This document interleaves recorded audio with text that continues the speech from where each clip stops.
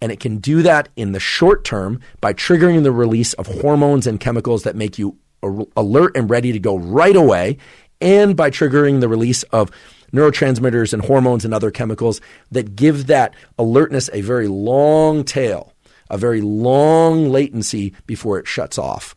And that's important because one of the hallmarks of fear and one of the hallmarks of trauma is that they involve fear responses that are long-lasting. Even if those fearful events, the events in the world that trigger the HPA axis, can be very brief, like a car that almost hits you as you step off the curb, or something, a gunshot that goes off suddenly and it's just a very quick, 500 millisecond or 1 second event. The fear response can reverberate through your system because the chemicals that are involved in this HPA axis have a fast component and a longer lasting component. And the longer lasting component can actually change not just the connections of different areas of the brain and the way that our organs work, like our heart, and the way that we breathe. It actually can feed back to the brain and literally control gene expression, which can take many days, and build out new circuits and new chemicals that can embed fear in our brain and body. And that might sound very depressing, but there's a reason, and there's an adaptive reason why there's this slow and fast phase of the HPA axis and the fear response.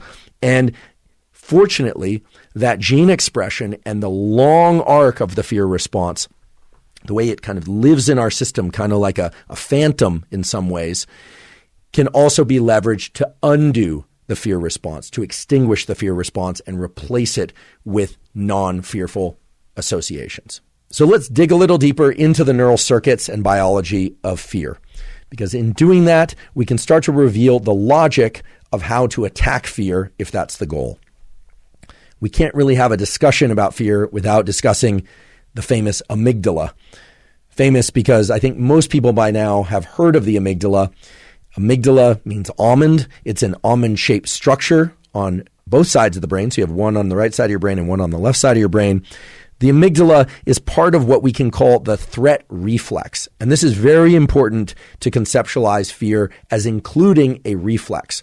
So much as you have reflexes that cause you to lift your foot up if you are to step on something sharp, you literally have a reflex within your spinal cord that causes you to lift up one foot and extend the other one toward the ground. Believe it or not, you always think you step on something sharp, you pull your foot up, but you actually step on something sharp, you pull your foot up, and in pulling it up, there's another reflex that's activated that as you extend your other leg so that you don't fall over. Similarly, in the process of experiencing fear, you have a reflex for particular events in your brain and body. And that reflex involves things like quickening of your heart rate, hypervigilance, your attentional systems pop on, increased ability to access energy stores for movement and thought.